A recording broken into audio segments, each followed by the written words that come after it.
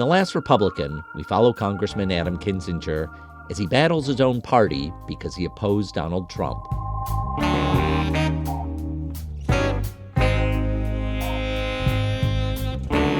I'm Tom Powers, and this is Pure Nonfiction. The first thing to say about The Last Republican is that it has a sense of humor despite the serious stakes. The filmmaker Steve Pink has a long career in Hollywood comedies. He was a scriptwriter on Grosse Pointe Blank and High Fidelity. He directed Hot Tub Time Machine, the ludicrous farce that plays like an homage to 1980s crass comedies. Steve's politics are on the left, but in 2021, he grew fascinated by conservative Congressman Adam Kinzinger. They're both from Illinois. After Donald Trump incited the January 6th insurrection, Adam was the first Republican to call for his impeachment. Steve reached out to ask if he could film with Adam. They may have different viewpoints, but they had a shared sense of humor that gave them a starting ground for conversation. Steve followed Adam for a crucial year.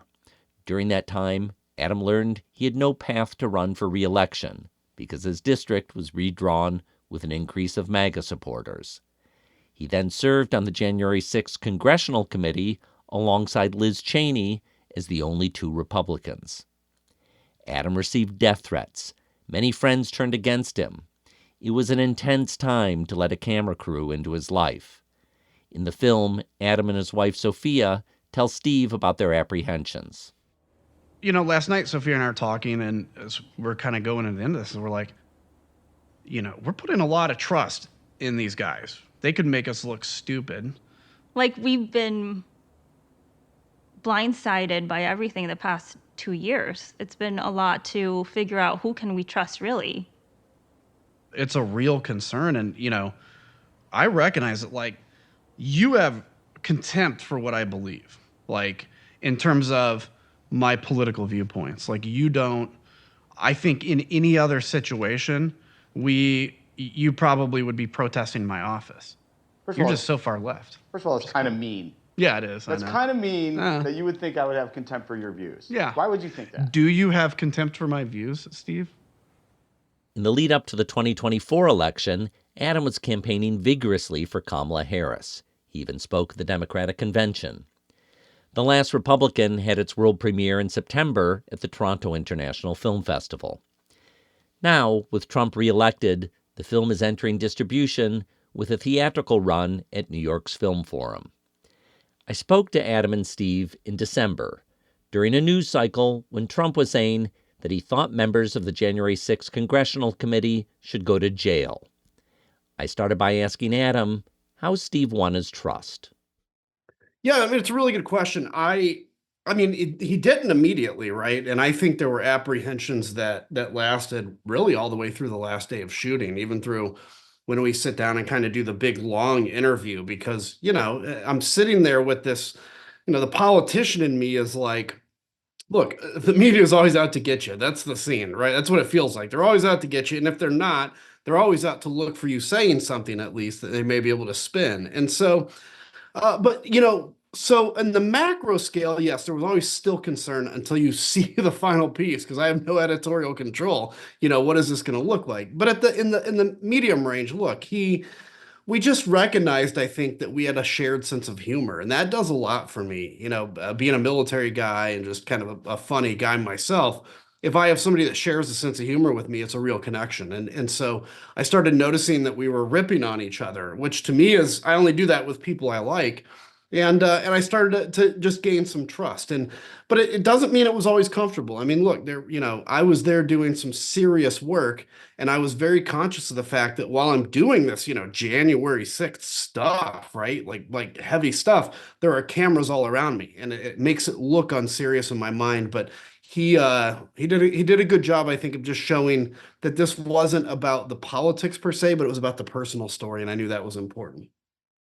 Yeah, I mean, we would joke around a lot, and I didn't think any of that was going to be in the film, right? It was never my intention for any of that to be in the film. We were making, obviously, a profile and courage of Adam going through a lot of tumultuous stuff in the high-stakes environment of, you know, protecting the country over his politics. and that was the story we were telling. But we tended to, because we had a shared sense of humor, joke around, rib each other. And then it was only in editorial that we, started to see that this kind of banter between us, had some value in terms of like a framing device for the story. Adam, did you have reference points of other movies in your head that you imagined this was going to be like? Well, I was hoping it would be like Hot Tub Time Machine, because that's a great movie, right? So, if I could end up with some Chernobyl's energy drink and, going in the past, it would have been awesome. But no, I mean, for me, I guess, on the one hand, I had like in my mind the Anthony Weiner documentary where somebody's just kind of following him with a camcorder, basically. And it's an interesting story, but it's just kind of a TikTok and a play-by-play. And then on the other hand, even though it's not related to politics, I think of a documentary like Restrepo, which is absolutely one of my favorite. And this, because I tell people Restrepo, it's about this unit in Afghanistan. And I go, that to me captures the essence of military, of what it's like to be a military member more than any other thing I've ever seen. And so those are kind of the two extremes of documentaries that I have in my mind. And I think this ended up more like Restrepo. It was basically showing, I think, the inside story. If you watch this movie, you get an idea, not a full sense, but an idea of what it's like to be a member of Congress and particularly in a tumultuous time. So I guess that would have been my reference point. And I think the team really struck gold on how this ends up looking.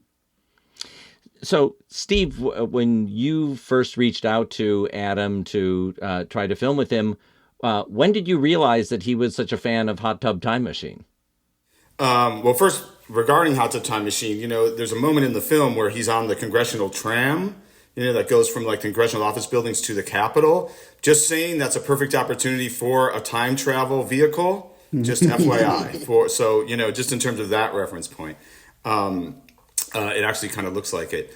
I think it was that moment, as I said, like I was realizing that we were in a kind of high stakes environment and was trying to kind of stay out of the way and just start to, absorb, obviously through the camera, like what Adam was going through and what was happening, every day we were shooting. And one day when I was walking up, I was following them up to their apartment, Adam and his wife, Sophia, and he just turned to me and said, oh, by the way, as an aside, I love Hot Tub Time Machine. And I was just so struck by that moment because I was like, wait, this is a very, you have all kinds of things on your mind. That would be the last thing I would expect to come out of your mouth right now. And it was in that moment, I was like, oh, well, actually, that's funny. Now I actually learned more about it. I was like, well, if you like Hot Tub Time Machine, I kind of know more about your personality than I've known in the last 10 days of shooting with you. So it really kind of opened up, conversation about like what things he liked and what kind of movies he liked. And there was a ton of common ground formed from that. But it was in a surprising moment when I was actually filming him, following him into his apartment on just an average day, in DC. So, Adam, when you finally saw the film, what were your feelings about it? What did you feel like it captured? Man, it was tough. It was so tough. It was very, very, very, and times 12 emotional for me and my wife. Steve had allowed us to see some kind of early cuts, and you saw it, and they were very good. I mean, really good. But when we saw the final version, really, it was the opening of TIFF. And I mean, my wife and I are sitting there. I'm gonna get choked up even saying it. We're sitting there in the middle of a theater with hundreds of people around us and watching what really is the most difficult part of our life. And it's also the part of our life that's going to define us. I mean, short of me becoming president of the United States, this will be the defining thing as far as the public is concerned. And watching that, it was amazing. I'll say that first off.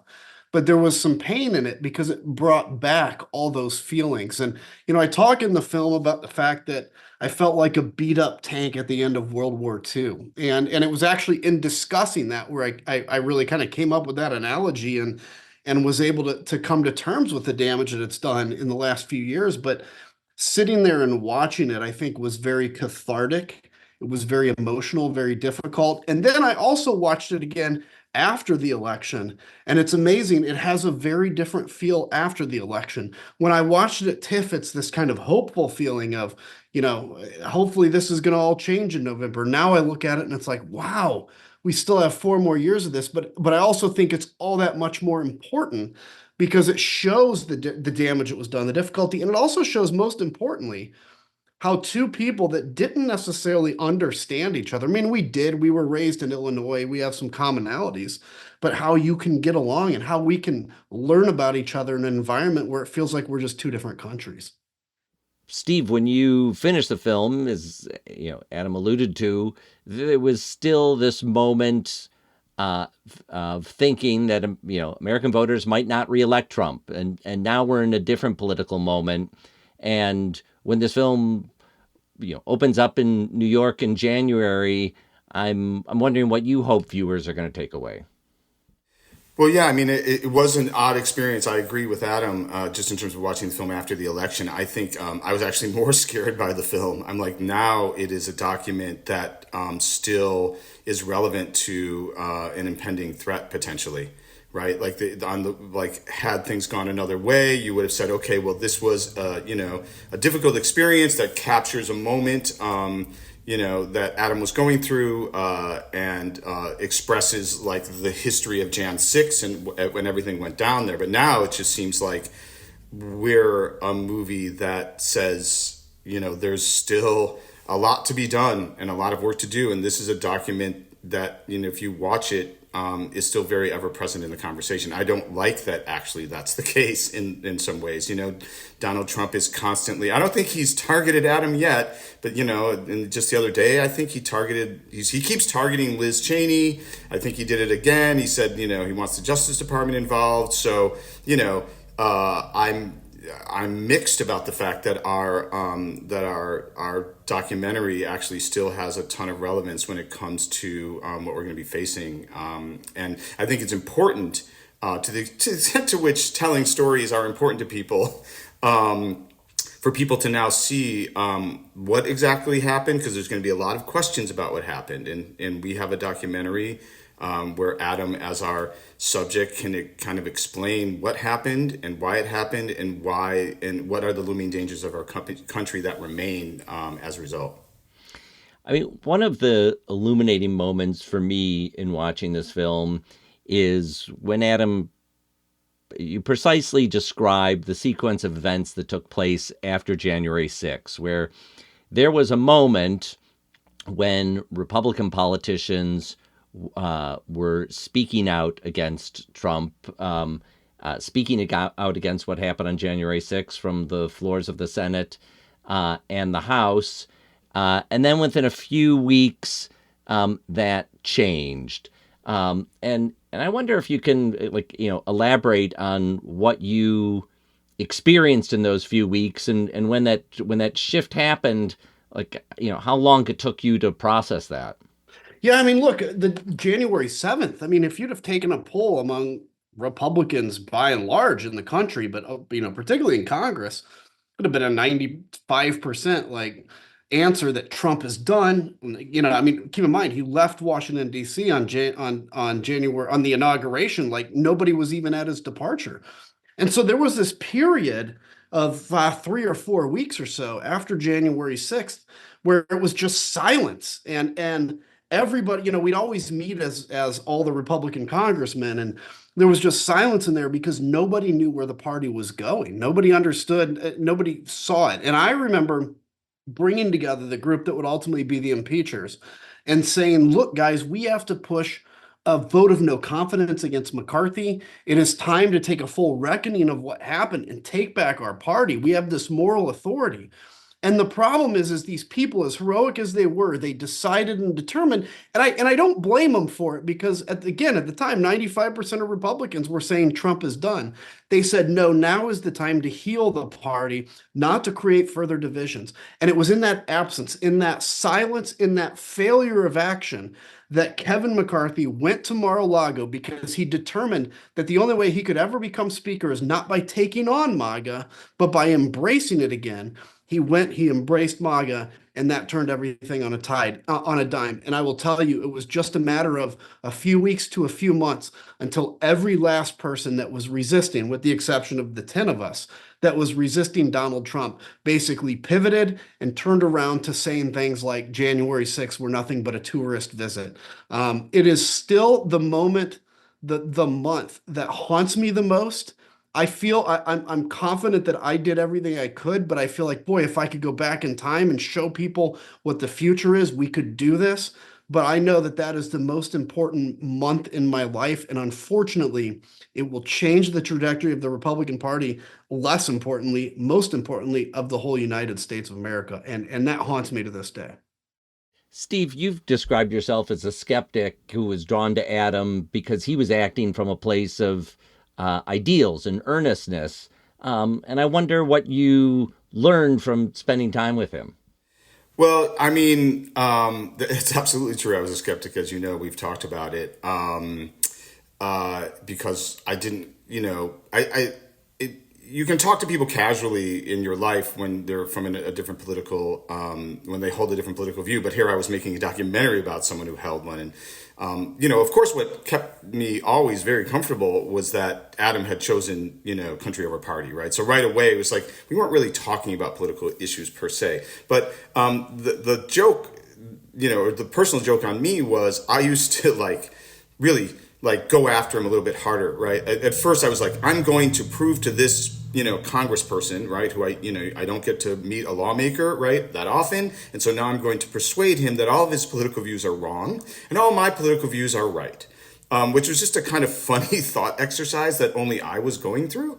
And then, of course, when Adam would call me on the kind of ridiculous of that, which I thought was really funny, I learned in that moment that, right, okay, that's not a thing, right? That's not even really that important, right? You can hold your political views. You can hold your political views in opposition to each other and form all kinds of friendships and bonds despite that. And that was it was kind of illuminating because it was something that I just took for granted. I was like, oh, I get along with everybody, but then when you really have a conviction about what you believe in terms of the world at large, and then you confront someone who has a different view, there's this desire to can either persuade them or prove that you're right in some way. And, letting that go was a great, letting it go without compromising your views was just a great relief to me. And I learned a lot and we became kind of friends through that. Because then our opposition doesn't really matter. We know we have, we are, then what happens is, just to go on a little longer about this, first of all, you're surprised that you agree more than you do,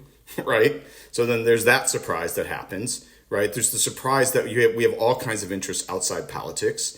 Right. And then once we're laughing together, then we have that commonality and you can get somewhere. So I learned a ton about how to, see all aspects of people beyond their politics. And it seems obvious, but it was something that I think in this time people are over indexing on. Right. They're judging people's entire character by their politics.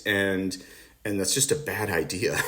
And I think really seeing who someone is really how we're going to get somewhere. Even if you totally agree, even if you totally disagree, I think people have to remember they don't have to agree to continue to form a bond with somebody, right? That is not the, call it threshold, right? That's not the requirement in order to form a friendship or bond with somebody. And I think people think that. I mean, I thought that. Yeah, by the way, it's a real recent phenomenon that we pick friends based on politics. I mean, I'm only 46, but as a kid, I remember that never even came into our purview. And I've always said that the dumbest thing to pick a friend on is their view of what the role of federal government is. I actually prefer picking friends based on, do I like drinking with them? Now, the difference is if somebody's an insurrectionist, I don't think that insurrectionist or dangerous philosophies are things that we have to tolerate, but differences within a acceptable spectrum, I think, is important. I mean, so Adam, frequently politicians have to compromise with leaders that they don't like in order to get things done. I mean, I can think about it from a Democratic side. During Bill Clinton's presidency, there were Democrats who didn't agree with him on certain things, but saw him as someone who could push through parts of their agenda. And I have to imagine that with Republicans who don't like Trump, but they see him as a force to move forward their legislation.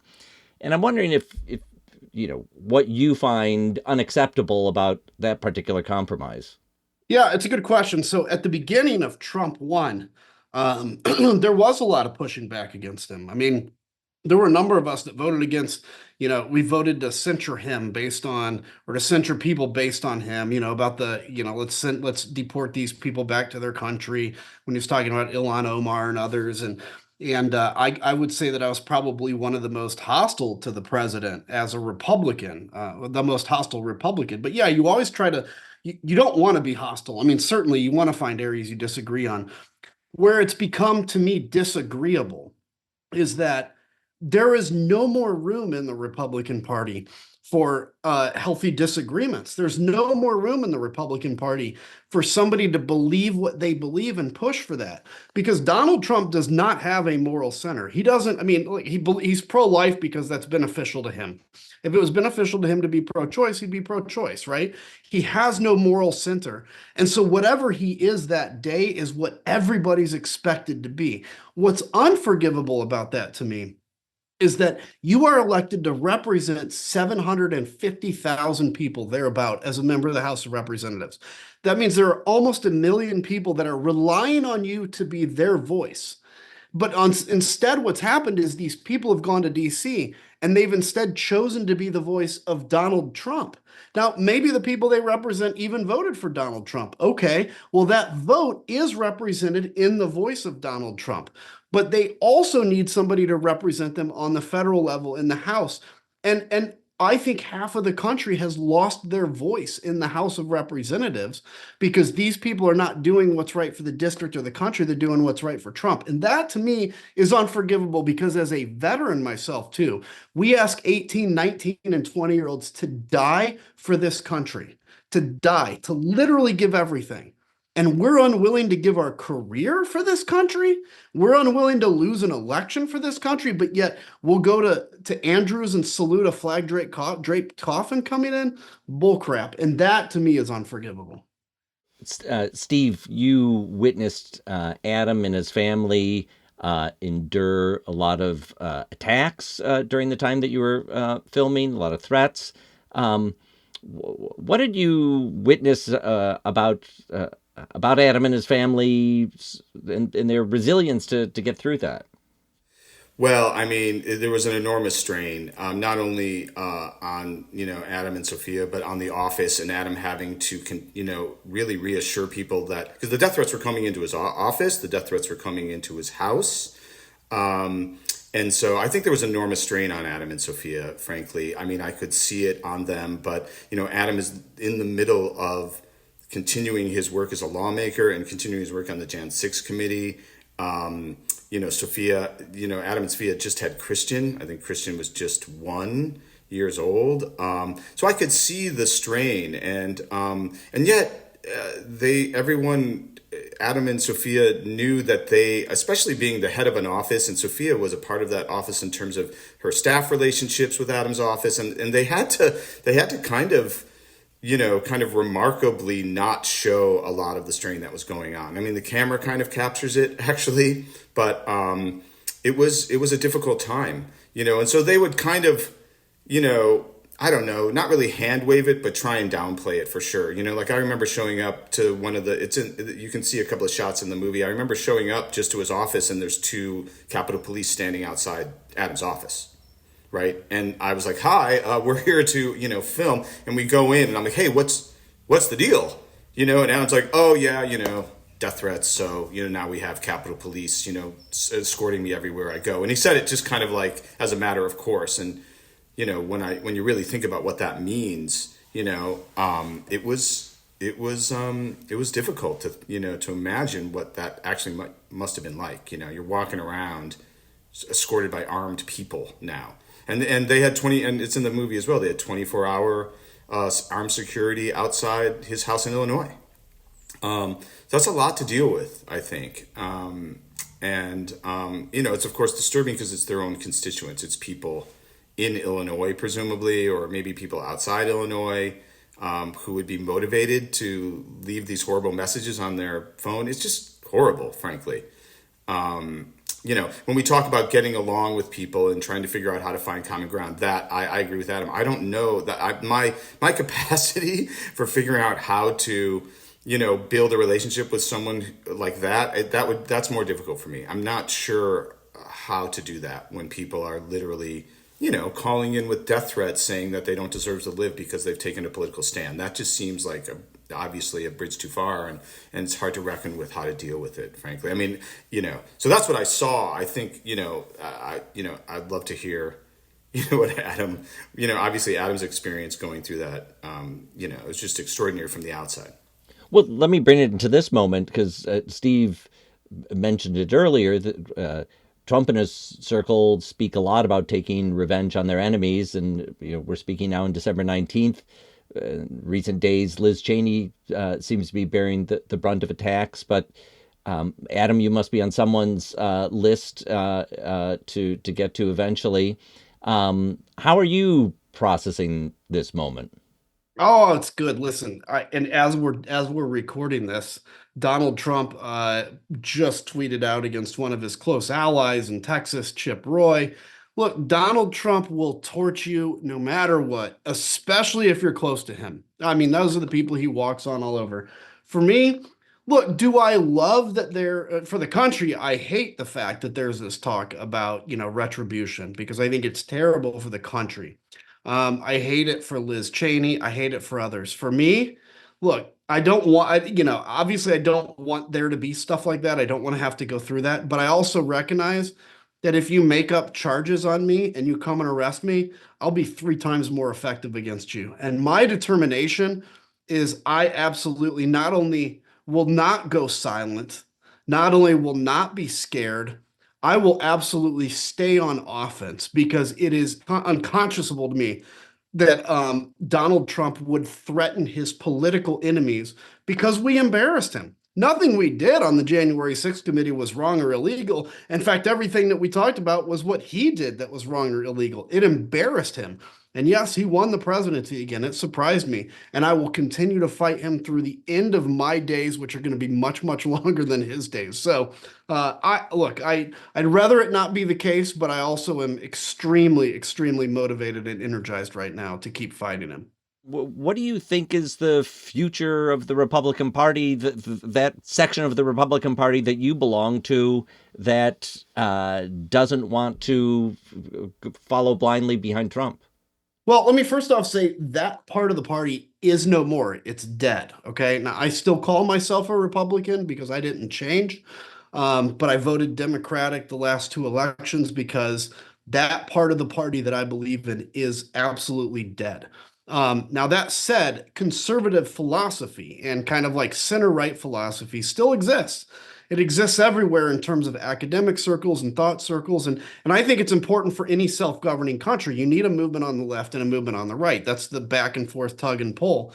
So I don't know what the future is of like kind of center-right political thought. It may even be in the Democratic Party. If the Democratic Party was smart, they would say that people that are on the center right should be Democrats, particularly in areas like where I'm at now, Texas or red states like that, where you can get Democrats in with maybe not exactly an agreeable thing according to Democratic orthodoxy.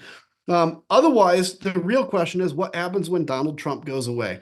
We know Donald Trump will be out of the picture in 4 years. He's 78. Maybe he's out before that. Who knows? But what I don't know is this a movement that exists uniquely around him, or is this something like a J.D. Vance can inherit?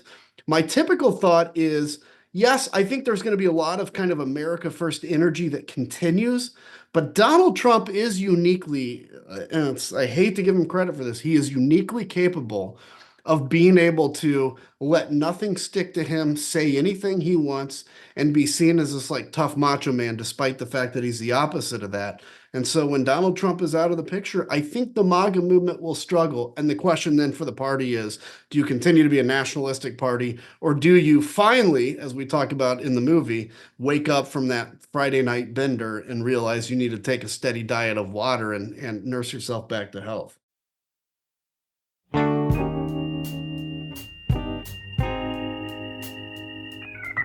I want to thank Adam Kinzinger and Steve Pink for speaking with me. The Last Republican is now playing at New York's Film Forum. See our show notes for details.